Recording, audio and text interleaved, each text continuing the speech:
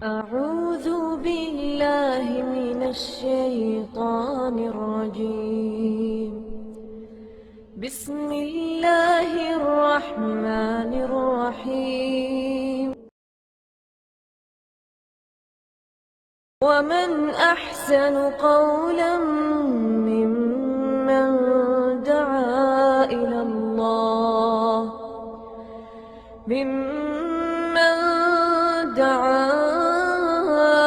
الله وعمل صالحا وقال إنني من المسلمين.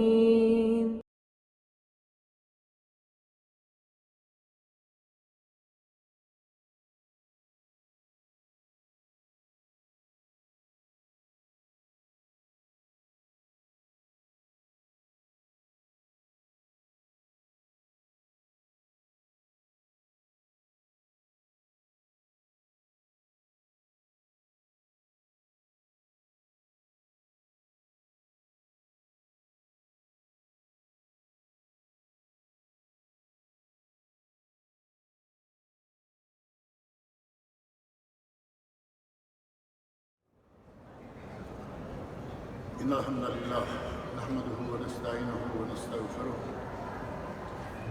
ونعوذ بالله من شرور أنفسنا ومن سيئات أعمالنا. من يهده الله فلا مضل له ومن يضلل فلا هادي له. وأشهد أن لا إله إلا الله وحده لا شريك له وأشهد أن محمدا عبده ورسوله. أما بعد فإن خير الحديث كتاب الله وخير الهدي هدي محمد صلى الله عليه وسلم وشر الأمور محدثاتها وكل محدثة بدعة وكل بدعة ضلالة وكل ضلالة في النار. رب اشرح لي صدري ويسر لي أمري واحلل عقدة من لساني يفقهوا قولي. رب اعوذ بک من همزات الشیاطین واعوذ بک رب ان یحضرون.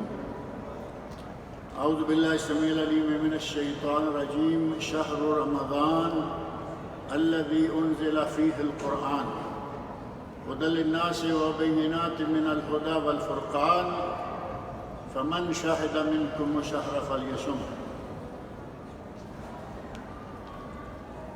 ماہ رمضان المبارک کی آمد ہے. صرف 3 ہفتے باقی رہ گئے ہیں. وہ عظیم مہینہ پہنچنے کے قریب آ گیا ہے اور بعض امور ایسے ہیں کہ جن کے لیے پہلے سے بہت اچھی طرح تیار ہو جانا چاہیے. انہی میں سے یہ ماہ رمضان بھی ہے کہ ماہ رمضان کا چاند دیکھ کر روزہ رکھنے کی تیاری نہیں بلکہ اس سے 1 مہینہ پہلے رمضان کے روزے رکھنے کی تیاری شروع کر دینا چاہیے. اور یہ کوئی آج کی بات نہیں بلکہ یہ ہمارے نبی حضرت محمد رسول اللہ صلی اللہ علیہ وسلم کی سنت ہے. صحابہ کرام رضی اللہ عنہم کا عمل مبارک ہے. اسی طرح تابعین تبع تابعین اور سلف صالحین امت یہی کرتے آئے ہیں کہ رمضان سے پہلے شعبان میں وہ رمضان کی تیاریاں شروع کر دیتے تھے. امام ابن رجب رحمۃ اللہ علیہ بڑے معروف عالم ہیں. شرح اربعین نووی کے نام سے ان کی کتاب بڑی معروف ہے. اسی طرح ان کی ایک کتاب ہے لطائف المعارف. لطائف المعارف میں وہ لکھتے ہیں کہ بہت بڑے بڑے ائمہ جو کام بھی کرتے تھے. اب یہ نہیں کہ جو بڑا عالم ہو جو بڑا فاضل ہے وہ کام کوئی نہ کرے صرف مسجد کے سہارے بیٹھا رہے. پہلے ایسا نہیں تھا اور آج بھی بہت ساری دنیا ایسی ہے کام بھی کرتے ہیں دین کی خدمت بھی کرتے ہیں. دکان چلاتے تھے اور ان کی یہ عادت تھی کہ جب شعبان آتا تو وہ دکان کو تالا لگا دیتے اور قرآن کریم کی تلاوت شروع کر دیتے. آج کل اس موجودہ دور میں ایک شکل میں واقعی شعبان میں تیاریاں شروع ہو جاتی ہیں، لیکن وہ کن کی؟ اگر دینی نقطہ نظر سے دیکھیں تو وہ جو حافظ قرآن ہیں، جنہوں نے رمضان میں تراویح پڑھانی ہے، وہ پورے زور شور سے شعبان میں اپنے قرآن کو پکا کرنے لگ جاتے ہیں۔ بہت اچھی بات ہے قرآن کریم کی تلاوت، یہ ہیں حفاظ قرآن۔ لیکن ہمارا کیا حال ہوتا ہے؟ شعبان شروع ہوا، پتہ چلا کہ شعبان شروع ہو گیا ہے، اب سوچا کہ رمضان میں کون کون سی چیز ہمارے لیے ضروری ہے، اس کی خرید و فروخت شروع ہو۔ رمضان میں کس کس چیز کے ہمیں ضرورت پڑے گی اور کون کون سی ایسی چیز ہے جو دیر تک رہ سکتی ہے۔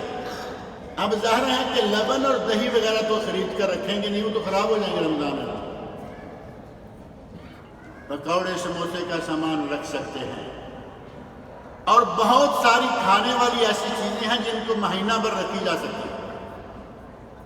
ہماری تیاری یہ ہے کہ شعبان شروع ہوا اور ہماری یہ خرید و فروخت، ڈیلی کوئی نہ کوئی نئی سے نئی چیز یاد آ رہی ہے اور نئی سے نئی چیز ہم خرید رہے ہیں۔ نبی اکرم صلی اللہ علیہ وسلم کے عمل مبارک پہ نگاہ ڈالیں تو پتہ چلتا ہے کہ آپ ایسا نہیں کرتے تھے۔ آپ کی سنت مبارکہ یہ تھی کہ سال بھر ایک روزہ جو کہ ہر مہینے رکھا جاتا ہے، 2 دن کا روزہ، وہ ہے پیر اور جمعرات کا روزہ۔ سال بھر آپ کا عمل مبارک تھا کہ یہ 2 دن کے روزے آپ رکھا کرتے تھے ہر ہفتے، اور سال بھر ہر مہینے 3 دن کے روزے رکھا کرتے تھے، 13، 14 اور 15 شعبان، مہینہ عربی جو بھی ہے، 13، 14، 15 کا روزہ رکھا کرتے تھے۔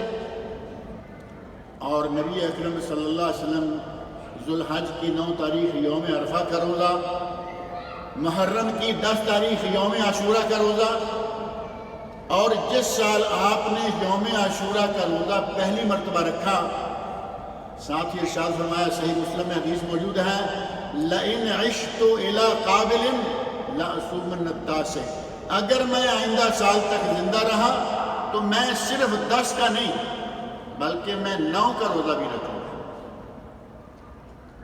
بعض لوگوں نے اس میں بڑی بحث کی، جس کی تفصیل اس وقت کوئی ضروری نہیں ہے، مختصر یہ ذہن میں رکھیں کہ 10 کا روزہ سنت قرار پا گیا اور 9 کا روزہ رکھنے کی آپ نے تمنا فرمائی۔ حضرت ابن عباس رضی اللہ عنہما جو اس حدیث کے راوی ہیں، وہ کہتے ہیں کہ اگلا سال آنے سے پہلے نبی اکرم صلی اللہ علیہ وسلم وفات پا گئے۔ محرم میں یہ روزہ رکھا، سفر کا مہینہ پورا گزرا اور آگے ربیع الاول آیا اور نبی اکرم صلی اللہ علیہ وسلم اس دنیا سے تشریف لے۔ نبی صلی اللہ علیہ وسلم کی عادت مبارکہ یہ تھی کہ شعبان کا مہینہ آتا تو اس میں باقی مہینوں کی طرح نہیں کہ صرف جمعرات اور پیر کا روزہ، صرف 13، 14 اور 15 کا روزہ نہیں، رمضان المبارک میں تو پورا مہینہ 30 دن 29 دن بلا ناغہ روزہ رکھتے۔ اور شعبان کے بارے میں نبی اکرم صلی اللہ علیہ وسلم کی زوجہ محترمہ حضرت ام سلمہ کہتی ہیں کہ ہم دیکھتے کہ آپ روزہ رکھ رہے ہیں، اتنے تسلسل کے ساتھ بلا ناغہ روزہ رکھے جا رہے ہیں، ہم سمجھتے کہ آپ کوئی روزہ چھوڑیں گے نہیں۔ اور کبھی ایسا دیکھتے کہ آپ نے روزہ چھوڑ دیا ہے، بلا ناغہ چھوڑے چلے جا رہے ہیں، ہم سمجھتے کہ شاید کبھی روزہ یہ شعبان کا رکھیں گے ہی۔ تو نبی اکرم صلی اللہ علیہ وسلم کی جو غالب سنت ہے شعبان میں، وہ کیا ہے کہ شعبان کے بکثرت روزے رکھے جائیں۔ ام المومنین حضرت عائشہ صدیقہ رضی اللہ تعالیٰ عنہ فرماتی ہیں کہ نبی صلی اللہ علیہ وسلم نے شعبان رمضان کے پورے روزے رکھے، لیکن مکمل رمضان کے سوا کبھی کسی مہینے کے روزے نہیں رکھے۔ 1، 2، 4، 6 جتنے بھی چھوڑے، رمضان کے علاوہ شعبان کے روزوں میں سے کچھ روزے آپ چھوڑ دیا کرتے تھے۔ زندگی کتنی ہے، ہمارے یہاں تو یہی ہے نا، رمضان بھی آیا، پچھلا سال رمضان آیا گزر گیا، میری طرح شاید کئی اور لوگ بھی ہوں گے، رمضان میں 100 کمیاں کوتاہیاں ہو گئیں، اور ہم نے یہ پروگرام بنایا کہ یہ کسر ہم آئندہ رمضان میں نکالیں گے۔ میرا خیال ہے کہ تھوڑا بہت سوچیں گے تو بات سمجھ میں آئے گی۔ جو کوتاہی رہی، سوچا کہ نہ، اگلے سال رمضان میں ہم ایسا کوئی نہیں کریں گے، ہم یہ ساری کسر نکالیں گے۔ یہ رمضان آیا تو پھر وہی، یہ رمضان آیا پھر وہی آتا۔ تھوڑی سی زندگی ہے، رمضان پیچھے گیا، شعبان اور آگے شوال، ان 3 مہینوں میں سے ابھی آج بالفرض یوں سمجھ لیں کہ کیا کسی کو یہ یقین ہے کہ وہ رمضان تک پہنچے گا؟ کوئی نہیں جانتا۔ اس کا معنی یہ ہوا کہ رمضان تو بھی آنے والا ہے، خوش نصیب لوگ ہوں گے جو رمضان کو پائیں گے اور اپنے رب کو راضی کر لیں گے۔ اور جو مہینہ گزر چکا ہے، ماہ رجب، حرمت والے 4 مہینوں میں سے ایک مہینہ ہے، اللہ رب العزت نے جن کو حرمت بخشی، ان عدت الشہور عند اللہ 12 شہرا فی کتاب اللہ یوم خلق السماوات والارض منہا 4 حرم۔ اللہ رب العزت نے سورہ توبہ آیت 36 میں فرمایا، اللہ کے نزدیک مہینوں کی تعداد 12، گویا کہ ہمارا کیلنڈر تیار ہے۔ اور کب سے تیار ہے؟ یوم خلق السماوات والارض، جب سے اللہ نے زمین و آسمان بنائے۔ ان میں سے 4 روزے، 4 مہینے فرمایا حرمت والے ہیں۔ نبی اکرم صلی اللہ علیہ وسلم نے ان مہینوں کی تعداد متعین کر کے، ان کو محدد کر کے ہمیں بتا دیا کہ وہ متعین 4 مہینے کون سے ہیں۔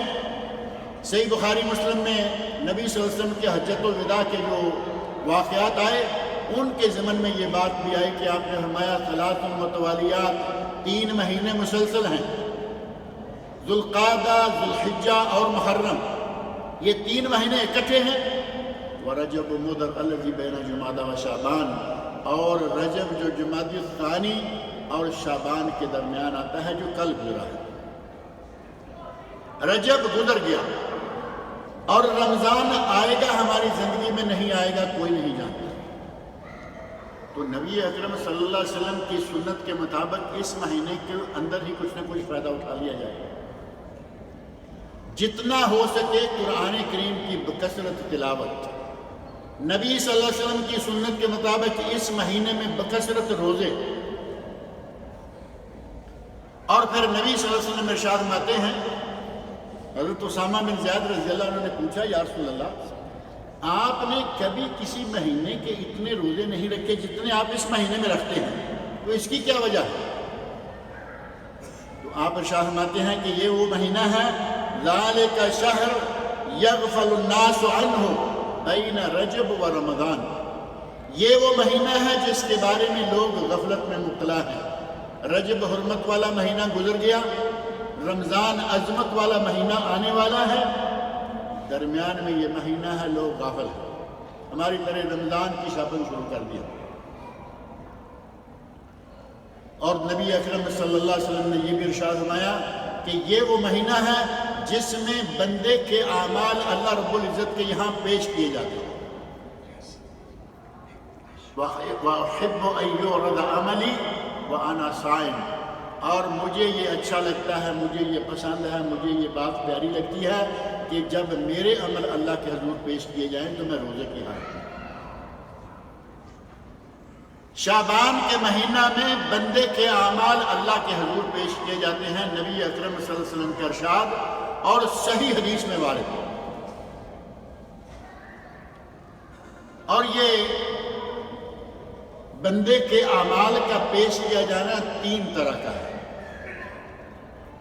ایک ہے عرض سالانہ، ہر سال میں ایک مہینہ اللہ کے یہاں بندے کے اعمال پیش کیے جاتے ہیں، وہ یہی مہینہ ہو گیا شعبان کا، اور وہ بھی نبی اکرم صلی اللہ علیہ وسلم کی حدیث کے مطابق،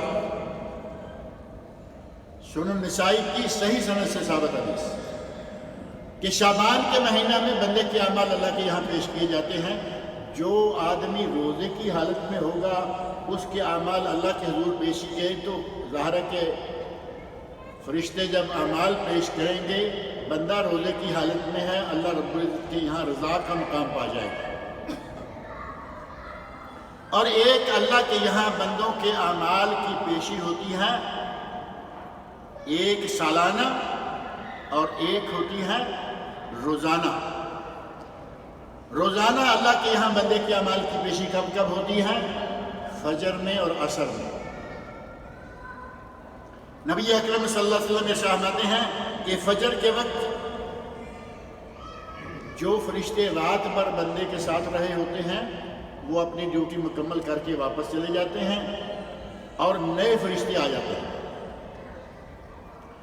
اور یہ فرشتے عصر تک بندے کے ساتھ رہتے ہیں، اور جنہوں نے یہ سارا دن بندے کے ساتھ گزارا ہوتا ہے یہ اپنی ڈیوٹی مکمل کر کے آسمان پر واپس چلے جاتے ہیں اور وہاں سے نئے ڈیوٹی پہ آ جاتے ہیں۔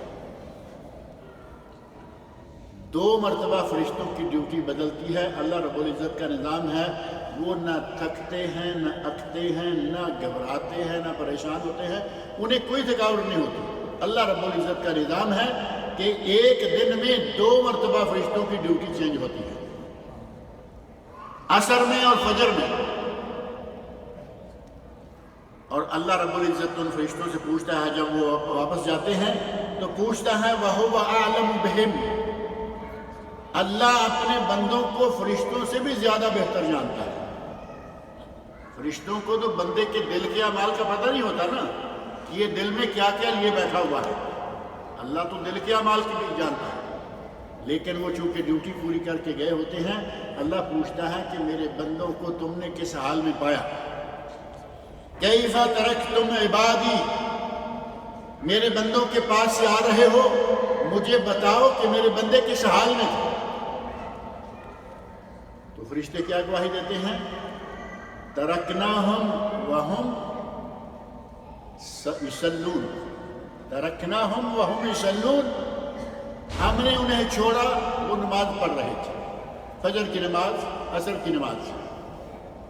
وَأَطَيْنَاهُمْ وَهُمْ يُصَلُّونَ، جب ہم نے اپنی ڈیوٹی کا آغاز کیا تو بھی وہ نماز ہی پڑھ رہے تھے۔ اللہ رب العزت کی رضا حاصل کرنے کا کتنا بہترین طریقہ ہے۔ فجر والے بھی گواہی دے رہے ہیں کہ ہم گئے تو نماز پڑھ رہے تھے، وہاں سے آئے تو نماز پڑھ رہے تھے۔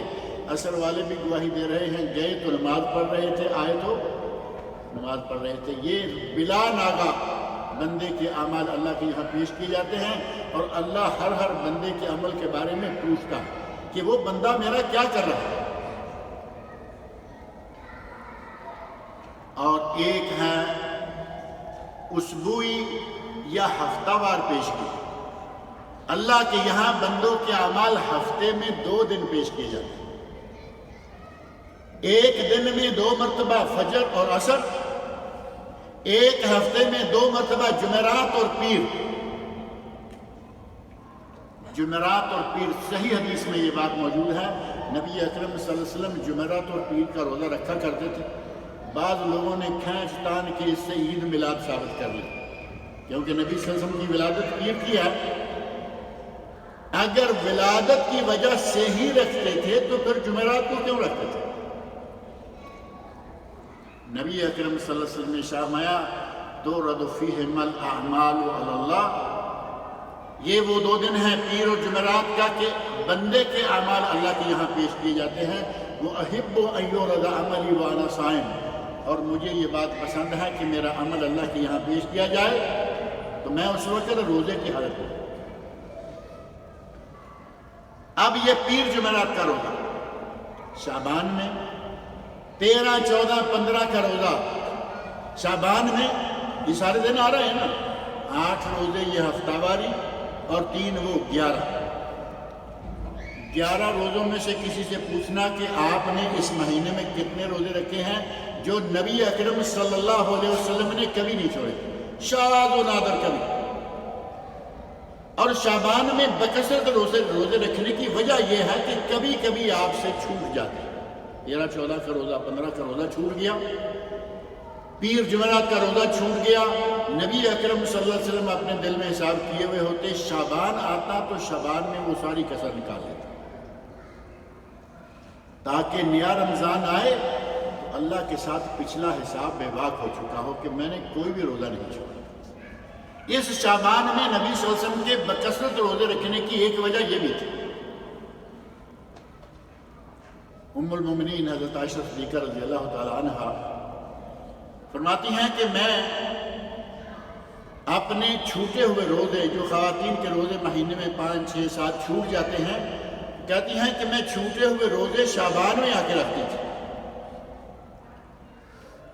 درمیان سال کے نبی اکرم صلی اللہ علیہ وسلم موجود ہیں اور آپ مختلف ایام میں روزے رکھ رہے ہوتے، میں بھی روزے رکھ رہی ہوتی، فرض روزے لمبے ہوتے چلے جاتے اور میں شعبان میں آ کر اپنے وہ فرض روزے قضا کرتی تھی، کیونکہ نبی صلی اللہ علیہ وسلم بکثرت رکھتے، ان میں اپنے فرض جو قضا ہوئے ہوتے وہ رکھ لیا کرتی تھی۔ ہماری حالت یہ ہے کہ پیر جمعرات 4 مرتبہ مہینے میں آئیں گے، روزہ نہیں رکھیں گے، 13 14 15 کی 3 تاریخیں آئیں گی، 3 روزے نہیں رکھیں گے، اور پورا سال یہ 3 روزے نہیں رکھیں گے، لیکن شعبان کی 15 تاریخ کا روزہ رکھنا اپنے لیے فرض سمجھتے ہیں۔ 15 کا روزہ کیوں رکھ رہے ہیں؟ یہ بات تو آپ سب کو معلوم ہے۔ 15 شعبان کے روزے کے بارے میں ہمارے یہاں پل لگا دیے گئے، فضائل کے اور مناقب کے، اور اس کے کیا کیا فائدے ہیں 15 شعبان کے روزے کے۔ نبی اکرم صلی اللہ علیہ وسلم سے ہر مہینے کے یہ 3 روزے ثابت ہیں، 13 14 اور 15۔ اگر کوئی ہر مہینے رکھتا آ رہا ہے، شعبان میں بھی رکھے۔ اگر کسی کی عادت ہے کہ وہ صوم داؤدی، داؤد علیہ السلام کے روزے جو ہیں، ایک دن روزہ ایک دن چھٹی، ایک دن روزہ ایک دن چھٹی، اس کا 15 شعبان کو دن آتا ہے، رکھے۔ نہ صوم داؤدی رکھتے ہیں، نہ صوم مصطفی رکھتے ہیں، نہ سنت رسول پر عمل کرتے ہیں، اور جس کے بارے میں قطعاً کوئی حدیث ثابت نہیں ہے کہ اس دن روزہ رکھنا چاہیے، وہ روزہ رکھنا ہم نے اپنے اوپر واجب کر رکھا ہے۔ شعبان کی 15 تاریخ کا روزہ اور شعبان کی رات، 15ویں رات، ہم نے کیا کیا نام دے رکھے ہیں۔ لیلۃ، اس کو کہا گیا شب برات، شب برات، اسی کو شب قدر، جبکہ یہ شب قدر 15 شعبان میں نہیں، شب قدر ہے رمضان المبارک کے آخری عشرہ کی 5 راتوں میں سے، 21 23 25 27 اور 29، ان 5 راتوں میں سے کوئی ایک رات ہے جو شب قدر ہے، اور اسے شب قدر اللہ رب العزت نے اپنی کتاب مقدس میں فرمایا ہے، انا انزلناہ فی لیلۃ القدر، ہم نے اس قرآن کو شب قدر میں نازل کیا۔ قرآن کہے کہ شب قدر وہ ہے، اور ہمارا مولوی اٹھ کے کھڑا ہو کے کہہ دے کہ نہیں 15 شعبان شب قدر ہے۔ سورہ دخان کے شروع میں پہلی 4 آیتیں پڑھ کے دیکھیں، اللہ رب العزت نے ارشاد فرمایا، انا انزلناہ فی لیلۃ مبارکہ، ہم نے اس قرآن کو مبارک رات میں، ایک جگہ فرمایا لیلۃ القدر اور دوسری جگہ فرمایا لیلہ مبارکہ، انا انزلناہ فی لیلۃ مبارکہ انا کنا منذرین فیہا یفرق کل امر حکیم امرن من عندنا، یہ وہ رات ہے جس میں قرآن نازل کیا گیا، اسی میں حکیمانہ فیصلے صادر ہوتے ہیں ہماری طرف سے، ہمارے حکم کے ساتھ۔ اللہ رب العزت کہے کہ موت و حیات کے، خوشی غمی کے بڑے بڑے حکیمانہ فیصلے وہ رمضان کی لیلۃ القدر میں ہوتے ہیں، اور ہم کہیں کہ نہیں جی یہ 15 شعبان کو، ہمارے 15 شعبان آنے سے پہلے ایک دوسرے سے معافیاں مانگنا شروع ہو جائیں گے، میسج آنا شروع ہو جائیں گے، بھائی میرا کیا دھرا معاف کر دینا۔ اور یہ معافیاں کیوں مانگ رہا ہے؟ گھبرایا ہوا ہے، ڈرا ہوا ہے کہ 15 شعبان کو کہیں ہمارا نام نہ کٹ جائے، ہماری موت کا دن طے نہ ہو جائے کہ اسی سال میں ہم نے مرنا ہے، آج ہی لوگوں سے معافیاں مانگ لو۔ اگر معافیاں مانگنے کا حق ہے تو بلا ناغا جس کے ساتھ ظلم کیا، زیادتی کی ہے، نبی صلی اللہ علیہ وسلم ارشاداتے ہیں کہ اللہ رب العزت اس آدمی کی مغفرت نہیں کرے گا جو قاطع رحم ہے، قطع رحمی کرنے والا، اپنے رشتہ داروں کے ساتھ بگاڑ کے رکھنے والا، اللہ اسے معاف نہیں کرے گا۔ کتنی بھی برکت والی راتیں آ جائیں، کتنے بھی برکت والے دن آ جائیں، اللہ رب العزت نے اس رات میں، کسی بھی برکت رات میں قاطع رحم کو معاف نہیں کرا۔ 15 شعبان سے پہلے گھبرائے ہوئے میسج بھیج رہے ہیں کہ ہم یہ کر رہے ہیں، یہ کر رہے ہیں، ہمیں یہ معاف کر دیں، وہ معاف کر دیں۔ یہ کام لیلۃ القدر ہے جو رمضان ہے۔ قرآن کریم میں 2 جگہ اللہ رب العزت نے یہ بات طے کر کے فرمائی، اور سورۃ البقرہ کی آیت نمبر 185 میں نے آپ کے لیے شروع میں پڑھی ہے، شہر رمضان الذی انزل فیہ القرآن۔ ماہ رمضان وہ مہینہ ہے جس میں ہم نے اس قرآن کو نازل کیا۔ قرآن نازل ہوا ماہ رمضان میں، تو لیلۃ القدر کہاں ہوئی؟ رمضان میں ہوئی یا نہیں؟ برکتوں والی لیلہ مبارکہ سورہ دخان والی، وہ کہاں ہوئی؟ رمضان المبارک۔ فیہا یفرق من کل امر حکیم، جس رات میں حکیمانہ فیصلے ہوتے ہیں، وہ رات کس مہینے میں ہوئی؟ رمضان میں۔ لوگوں سے معافیاں مانگ لیجئے، کوئی حرج نہیں، روزانہ مانگا کریں، ہر ہفتے مانگا کریں، ہر مہینے مانگا کریں، لیکن یہ سمجھتے ہوئے کہ شعبان آ رہا ہے، 15 شعبان کی رات آ رہی ہے، اور اس رات میں کہیں ہمارا نام نہ کٹ جائے، کہیں یہ نہ ہو جائے، کہیں وہ نہ ہو جائے، یہ وہ رات نہیں ہے۔ سال بھر کے مسنون روزوں میں سے کوئی بھی روزہ نہ رکھیں، اور 15 شعبان آ جائے تو اس کا روزہ رکھ لیں، جس کے بارے میں نبی صلی اللہ علیہ وسلم سے کوئی بات قطعاً ثابت نہیں۔ اس شعبان میں جتنا بھی ہو سکے رمضان کے لیے مادی تیاریاں منع نہیں۔ اب اگر کوئی پکوڑے سموسے کا سامان کرتا ہے جمع رمضان کے لیے، منع نہیں، لیکن مادی تیاری کے ساتھ روحانی تیاری بھی کریں۔ نبی صلی اللہ علیہ وسلم اس مہینے کے بکثرت دنوں کا روزہ رکھیں، اور ہم رمضان کے روزے کے انتظار میں رہیں۔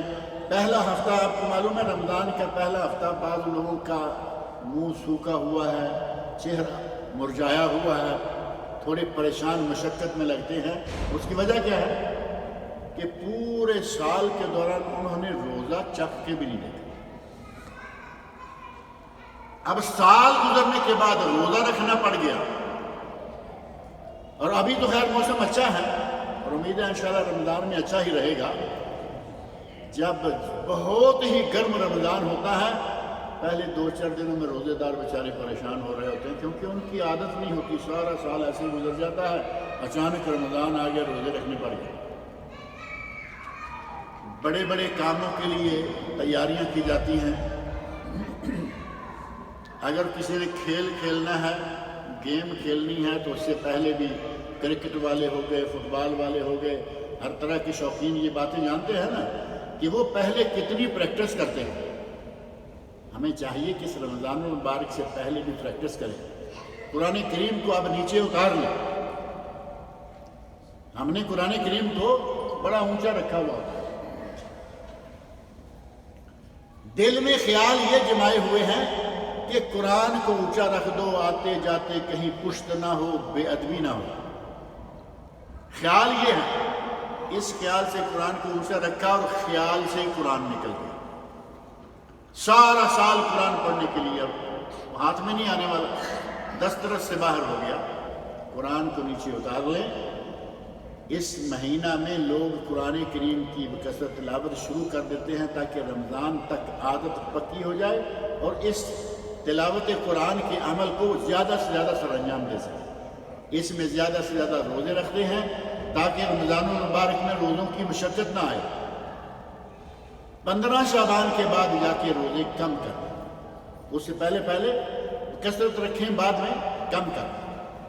نبی اکرم صلی اللہ علیہ وسلم نے اس انداز سے اپنے اس شعبان کے مہینے کو گزارا، اور یہ علامہ ابن قیم رحمۃ اللہ علیہ کہتے ہیں کہ یہ جو شعبان کے روزے ہیں یہ اسی طرح ہیں جس طرح کے فرضوں سے پہلے سنت مؤکدہ ہوتی ہے.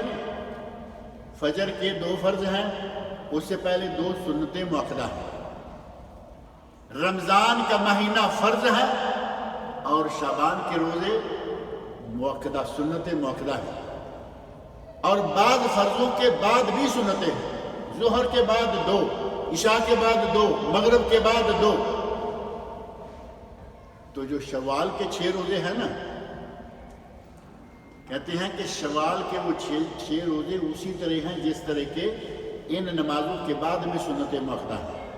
اور شعبان کے روزے جو پہلی سنت مؤکدہ ہیں، ظہر سے پہلے بھی 4 ہیں یا 2 ہیں، فجر سے پہلے 2 ہیں، ان روزوں کو شعبان کے روزوں کو سنت مؤکدہ قرار دیا گیا اور انہی کو پریکٹس کرنے کا ایک ذریعہ قرار دیا گیا کہ رمضان کے لیے آدمی اچھی طرح تیار ہو جائے، اس کی عادت بن جائے اٹھنے کی، جاگنے کی، سحری کھانے کی، افطاری کرنے کی، اور اس کا تعلق اللہ کے ساتھ جڑ جائے.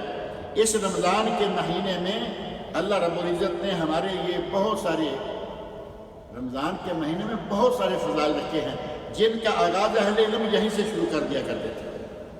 ہمیں بھی چاہیے کہ کوشش کریں اس رمضان کے آنے سے پہلے پہلے اپنے آپ کو رمضان کے لیے تیار کر لیں. جس طرح کے ہر کام کے لیے تیاری ہوتی ہے اسی طرح اس مہینے کے لیے بھی تیاری کریں، اور وہ تیاری اسی رمضان، اسی شعبان کے مہینے میں شروع ہو جاتی ہے. اللہ رب العزت سے میری دعا ہے کہ وہ ہم سب کو یہ توفیق عطا فرمائے کہ ہم نبی اکرم صلی اللہ علیہ وسلم کی سنتوں پہ عمل کریں، اور وہ اعمال جو نبی صلی اللہ علیہ وسلم نے ساری زندگی کبھی سر انجام نہیں دیے. شعبان کا 15 تاریخ کا روزہ کسی حدیث سے قطعاً کبھی بھی ثابت نہیں. شاید اگلے ہفتے یہ بات تھوڑی بہت آ جائے کیونکہ اگلے ہفتے وہ دن آنے والا ہے. اللہ رب العزت مجھے اور آپ سب کو اپنے عمل کی توفیق عطا فرمائے.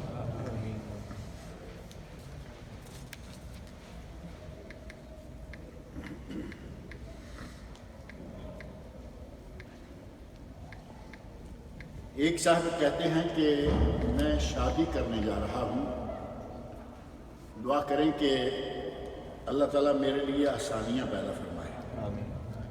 شادی کرنا بہت اچھا عمل ہے.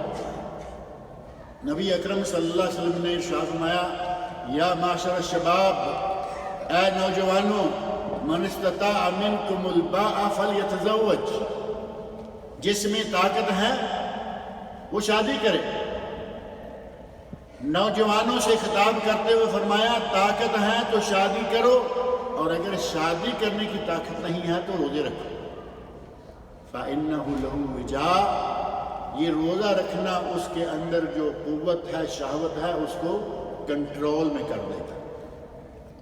وجا کا معنی اصل میں خسی کرنا ہوتا ہے، لیکن روزہ خسی نہیں کرتا. معنی یہ ہے کہ اس کی شہوت کنٹرول میں آ جائے گی. لہذا نبی اکرم صلی اللہ علیہ وسلم کے ارشاد کے مطابق شادی کرنا آپ نے باقاعدہ حکم فرمایا ہے کہ شادی کرو. کچھ لوگ ایسے بھی ہیں بدبخت، وہ ہوتے سوتے بھی شادی نہیں کریں گے، بلکہ ان سے پوچھیں کہ شادی کیوں نہیں کر رہے تو بہت بدتمیزی کی قسم کے جوابات دیں گے جو کسی مسلمان کو زیب ہی نہیں دیتے. برسر عام بڑے بڑے جلسوں میں، بلکہ ٹیلی ویژن کی سکرینوں پہ بیٹھ کر، اگر کسی صحیح مسلمان ملک میں وہ آدمی ہو اور مسلمان حاکم تک اس کا وہ کلمہ پہنچا دیا جائے، اسے پھانسی چڑھا دیا جائے کہ تم اتنے گئے گزرے ہو کہ تم نکاح کے بارے میں اس قسم کی بدتمیزی کے الفاظ استعمال کرتے ہو. نکاح کرنا سنت رسول ہے، نکاح کرنے کا نبی صلی اللہ علیہ وسلم نے حکم فرمایا ہے. اور ہمارے یہ جو بھائی شادی کرنا چاہتے ہیں، اب یہاں یہ بھی بات ہے کہ پہلی ہے، دوسری ہے، تیسری ہے، چوتھی ہے. اب ہم تو دعا کرتے ہیں کہ یہ جو بھی شادی کرنا چاہتے ہیں اللہ تعالیٰ ان کے لیے آسانیاں فرمائے. اگر کسی کو یہ بات ذہن میں رکھیں کہ اگر کسی کو دوسری کی ضرورت ہے وہ شادی کرے. قرآن کریم میں اللہ رب العزت نے 4 تک کی اجازت دی ہے. وہ الفاظ بڑے معروف ہیں نا، مثنی وثلاث ورباع. اگر ضرورت ہے تو 2 کرو، 3 کرو، 4 کرو. اور اگر عدل و انصاف نہیں کر پاؤ گے فواحدہ، تو فرمایا پھر ایک پہ گزارا کرو، ایک رکھو۔ اب اگر یہ نیت رکھتے ہیں کہ پوری عدل کے ساتھ ہم دوسری شادی کریں گے، تو ہماری آپ کی سب کی انشاءاللہ دعا ہے کہ اللہ ان کے لیے اس شادی کو آسان فرما دے، ان کی شادی کے لیے راستے جو ہیں وہ سارے کے سارے مہیا کر دے۔ جب چاند گرہن ہوتا ہے تو حاملہ عورتیں یا جانور ان کو بیٹھنے نہیں دیتے۔ یہ جہالت کی ایک خاص مثال ہے کہ چاند گرہن ہو تو حاملہ عورت کو نہ بیٹھنے دیں، حاملہ گائے بھینس اونٹنی کو نہ بیٹھنے دیں۔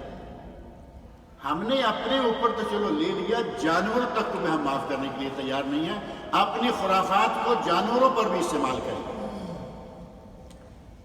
نبی اکرم صلی اللہ علیہ وسلم کے حدیث مبارک میں یہ بات آئی، آپ کو کسی حدیث میں کسی صحابی کے قول میں یہ بات نہیں ملے گی کہ یہ کام جو ہم کر رہے ہیں وہ بھی کیا کرتے تھے یا کرنے کا کہا کرتے تھے۔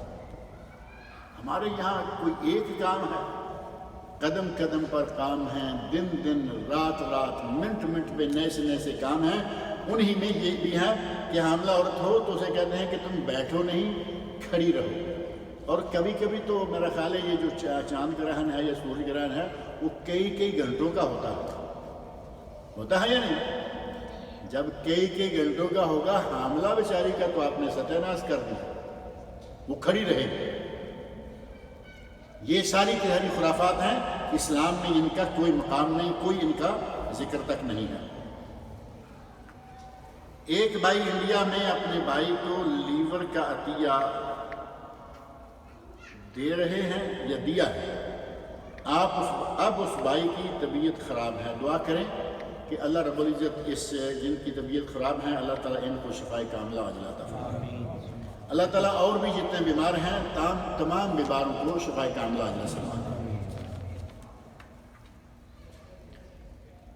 اڈاپٹڈ چائلڈ، یہ جو لیب پال کا بچہ ہے اس کے بارے میں کہتے ہیں کہ بیٹا نہ ہونے کی صورت میں بیٹا بنا لیا جاتا ہے کسی اور کے بچے کو۔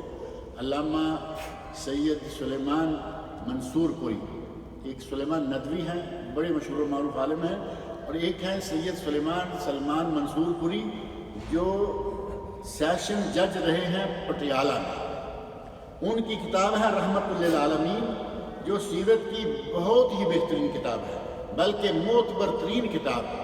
وہ کتاب جس کو عالمی انعام دیا گیا الرحیق المختوم علامہ مبارک پوری رحمۃ اللہ علیہ کی، اس کتاب کا مصدر وہ کتاب ہے، یعنی اس کتاب سے چیزیں لی گئیں اور اس کتاب میں ذکر کی گئیں۔ کتنی اہمیت ہے اس کتاب کی۔ علامہ سلمان منصوری پوری کہتے ہیں کہ جو آدمی بیٹی بیٹا نہ ہونے کی شکل میں کسی سے بیٹا لے کے اپنے گھر میں پالتا ہے اور اسے اپنا بیٹا بنا لیتا ہے، اپنا نام دیتا ہے، تو وہ گویا کہ اللہ کو کہتا ہے کہ تو نے نہیں دیا تو کیا ہوا، یہ ہے میرے گھر میں بیٹا کھیل رہا ہے۔ گویا کہ اللہ کی شان میں بدتمیزی اور گستاخی شمار ہوگا اگر یہ ہے، اور اگر اس لیے ہے کہ میرے بھائی کے 5 6 7 بچے ہیں، 8 بچے ہیں، 9 بچے ہیں، ایسا ویسے کہیں کہیں ہوتا ہے۔ آج کل تو لوگ 2 کے بعد تیسرے سے گھبرانا شروع ہو جاتے ہیں، ہم 2 اور ہمارے 2۔ لیکن کچھ لوگ ہیں ان کے بچے ہیں، اللہ تعالیٰ ان کو رزق بھی عطا فرمائے وافر۔ غریب ہے، بھائی ہے، بہن ہے، اس کے بچے زیادہ ہیں، ایک بچہ 2 بچے لے لیے کہ ہم پالیں گے، کوئی حرج نہیں، اجر ہے، ثواب ہے، صلہ رحمی ہے عند اللہ باذنہ تعالیٰ، یہ بہت بڑا عمل ہے۔ لیکن یہ کہ بیٹا نہیں تھا، بیٹا لے لیا، نام بھی اسے اپنا دے دیا۔ سورہ احزاب کے بالکل آغاز میں اللہ رب العزت نے فرمایا ادعوہم لآبائہم، لوگوں کو ان کے باپوں کے نام سے پکارو۔ اگر کسی کا باپ معلوم نہیں، گلی میں پڑا ہوا بچہ مل گیا، جیسے کہ آپ کو معلوم ہے ایسا ہوتا ہے، دیہات میں ہوتا ہے، شہروں میں ہوتا ہے، ہر ملک میں ہوتا ہے، کوئی ایسا بچہ مل گیا، اس کو آپ کو نہیں معلوم کہ یہ کس کا بچہ ہے، اس کو نام کس کا دیں، اس کو بھی اپنا نام دینے کی اجازت نہیں ہے۔ اللہ نے فرمایا کہ وہ یا تمہارے دوست ہیں، بیٹے نہیں فرمایا، وہ ان کو دوست سمجھ کر بچہ ہے پالو لیکن اپنا نام نہیں دے سکتے۔ اب رہا مسئلہ مجبوریوں کا کہ قانونی مجبوریاں، یہ مجبوریاں، وہ مجبوریاں، ایسی مجبوریاں ساری بنائی جاتی ہیں، ہوتی نہیں۔ اس قسم کا بچہ اگر آدمی یہاں کا رہنے والا لے گا تو اسے ظاہر ہے کہ اس کا پاسپورٹ بنانے کے لیے یہاں اقامہ، آپ کہاں کہاں جھوٹ بولیں گے۔ پہلے برتھ سرٹیفکیٹ میں ہی جھوٹا سلسلہ شروع ہو جاتا ہے، باپ کوئی ہے، نام کسی کا ڈال دیا۔ اللہ نے فرمایا ادعوہم لآبائہم، اس نے کہا کہ نہیں میں تو اس کا نام اپنی مرضی سے اس کے باپ کا نام رکھوں گا۔ کل کو پاسپورٹ بنا، باپ کوئی ہے، نام کوئی۔ شناختی کارڈ بنا، باپ کوئی ہے، نام کوئی۔ سکول میں داخل ہوا، باپ کوئی ہے، نام کوئی۔ سرٹیفکیٹ ایشو ہوا، باپ کوئی ہے، نام کوئی۔ اور ویزا نکالا، باپ کوئی ہے اور نام کوئی۔ کہاں کہاں جھوٹ بولیں گے۔ اگر وہ نظریہ ہے رحم دلی کا، ترس کھانے کا، کھائیے، جائز ہے، کوئی حرج نہیں۔ اور اگر محض اس لیے کہ بچہ نہیں ہوا اور ہم اپنا دل بہلانے کے لیے بچہ لے رہے ہیں، تو یہ علامہ سید سلیمان منصور پوری رحمۃ اللہ علیہ کے بقول یہ اللہ کو چڑھانے والی بات ہے کہ تو نے نہیں دیا تو کیا ہوا، یہ دیکھو میرے گھر میں بچہ کھیل رہا ہے۔ پھر کہتے ہیں کہ بچی کو ان دونوں کے جو بچی بچہ جو بھی ہیں دونوں جوان ہو گئے تو کیا پھر یہ محرم ہوں گے؟ والدین تو الگ الگ ہیں نا۔ اب گھر میں کبھی ایسا بھی ہوتا ہے کہ آپ نے بچی کسی کی لے لی، کل کو اللہ تعالیٰ نے بچہ بھی دے دیا، وہ کزن ہیں آپس میں، غیر محرم ہیں، لیکن ان کا اٹھنا بیٹھنا ساری عمر ایسا رہے گا جیسا کہ محرم ہے۔ ساری عمر یہ بھی گنہگار ہوتے رہیں گے، یہ ماں باپ بھی گنہگار ہوتے رہیں گے، کیونکہ انہوں نے پردے کی ساری پابندیاں اٹھوا رکھی ہیں محض اس لیے کہ اسے ہم نے پالا، ہمارے گھر میں پلی ہے۔ اسی طرح کل کو بیٹا لیا ہے، بیٹی لی ہے، آپ کا بھی 1 2 4 اپنے بچے بھی ہو گئے، کل کو وراثت کا مسئلہ آئے گا تو پھر کیا ہوگا؟ اس کا حصہ دینا پڑے گا جو کہ آپ کے گھر میں پل رہا ہے۔ آپ اس کو حصہ دیتے ہیں، جو آپ کا حقیقی بیٹا ہے وہ تلوار نکال لیتا ہے، بندوق نکال لیتا ہے، یہ کون ہے؟ میرے حصے میں سے حصہ نکالنے والا۔ آپ نے جنگ شروع کروا دیا نہیں گھر کے اندر۔ بہت سارے مفاسد، بہت سارے نقصانات ہیں اس بات کے جو ہمارے یہاں اڈاپٹ کے کھاتے میں چلائے جاتے ہیں۔ اپنے حقیقی بیٹے یا بیٹے کی شادی اپنے اسی گھر میں موجود لے پالک بیٹے یا بیٹی سے کی جا سکتی ہے، بالکل کی جا سکتی ہے۔ اور جب اتنے ناجائز کام آپ کر رہے ہیں تو یہ جائز کام تو کم از کم ایک کریں۔ ناجائز بلا فتویٰ پوچھے کیے چلے جائیں، یہ جائز ہے کہ آپ ان کا نکاح کر سکتے ہیں کیونکہ وہ شرعاً ایک دوسرے کے محرم نہیں ہیں۔ قانوناً لے پالک اولاد کی کیا حیثیت ہے؟ قانوناً کیا حیثیت ہے وہ آپ جانیں اور آپ کا کام جانیں۔ قانون آپ پڑھیے کہ وہ کیا ہے، میں نے شرعاً کیا ہے وہ آپ کے سامنے تفصیل رکھ دی ہے۔ کیا اسلام میں لے پالک اولاد بنانا جائز ہے؟ عہد جاہلیت میں جائز تھا۔ نبی اکرم صلی اللہ علیہ وسلم کے پاس حضرت زید بن حارثہ رضی اللہ عنہ تھے، آپ نے ان کو لے پالک بنایا ہوا تھا، زید بن محمد کے نام سے معروف رہے۔ اور جب اللہ رب العزت نے سورۃ احزاب کی آیت نازل کی، ادعوہم لآبائہم، لوگوں کو ان کے باپوں کے نام سے پکارو، نبی اکرم صلی اللہ علیہ وسلم نے حضرت زید کا نام فوراً اصل نام بدل دیا، کر دیا زید بن حارثہ۔ زید بن حارثہ جو اصل باپ کا نام تھا ادھر پلٹا دیا۔ کل کو موقع آیا، نبی صلی اللہ علیہ وسلم نے اپنی پھوپھی زاد بہن حضرت زینب بنت جحش رضی اللہ عنہ سے زید کا نکاح کیا، ان کی آپس میں نہیں بنی۔ وہ ہاشمی خاندان کی، اعلیٰ خاندان کی، زید رضی اللہ تعالیٰ عنہ کے بارے میں یہ مشہور ہے کہ غلام تھے، آزاد ہوئے تھے، وہ آزاد ہی لیکن مشہور ہو گیا۔ تو وہ دل کے اندر جو بیلنس چاہیے تھا نا وہ نہیں بن رہا، وہ بڑی سمجھتی ہیں اپنے آپ کو۔ کہا یا رسول اللہ میں یہ پہلے تو نکاح سے انکار کیا، پھر نکاح کر لیا، لیکن وہ زندگی مسلسل گاڑی نہیں چل سکی تو طلاق دے دی۔ حضرت زید رضی اللہ عنہ نے طلاق دی، اللہ رب العزت نے حضرت زینب رضی اللہ عنہ کا نکاح نبی صلی اللہ علیہ وسلم سے کر دیا۔ لما قضا زید منها وطرا زوجناکہا، اسی مقام پر اللہ رب العزت نے یہ تفصیل بیان فرمائی کہ جب زید نے طلاق دے دی تو زینب ہم نے تم سے بیاہ دی، نبی اکرم صلی اللہ علیہ وسلم کو کہا گیا۔ یہ کئی مرتبہ پہلے ذکر کر چکا ہوں کہ نبی صلی اللہ علیہ وسلم کی بیویاں کبھی کبھی اپنی بڑائی بیان کرنے کے لیے میں ابو بکر صدیق کی بیٹی ہوں، میں عمر فاروق کی بیٹی ہوں، میں حیی بنت اختر سردار قبیلہ کی بیٹی، تو حضرت زینب کہا کرتی تھی تم پتہ نہیں کیا کیا کہہ رہی ہو، تمہارے سب کے نکاح تمہارے ماں باپ نے کیے، میرا نکاح اللہ نے آسمان پر کیا۔ یہ حضرت زینب رضی اللہ عنہ، زینب رضی اللہ عنہا کن کے نکاح میں تھی؟ زید بن حارثہ کے نکاح میں، جو کہ زید بن محمد رہے تو لوگوں نے طوفان اٹھا دیا کہ اپنی بہو سے نکاح کر لیا۔ اللہ رب العزت نے قرآن کریم میں دوسری آیت نازل کر دی، ما کان محمد ابا احد من رجالکم ولکن رسول اللہ وخاتم النبیین، میرا نبی محمد صلی اللہ علیہ وسلم وہ کسی مرد کا باپ ہی نہیں تو بہو کہاں سے آئے گی؟ آپ کے جو بیٹے ہوئے ان میں سے کوئی مرد، یعنی مرد ہونے تک، بلوغت کی عمر تک نہیں پہنچا، بچپن میں ہی فوت ہو گیا۔ ما کان محمد ابا احد من رجالکم، تم میں سے کسی مرد کے باپ میرے نبی نہیں ہیں تو بہو کہاں سے آئے گی؟ ولکن رسول اللہ و خاتم النبیین، آپ اللہ کے رسول ہیں اور خاتم النبیین۔ لہٰذا یہ جو ہمارے یہاں سلسلہ چلا دیا گیا، یہ سلسلہ اڈاپشن کا جو ہے وہ صحیح نہیں ہے۔ اللہ رب العزت مجھے اور آپ سب لوگوں کو نیک عمل کی توفیق عطا فرمائے۔ السلام علیکم۔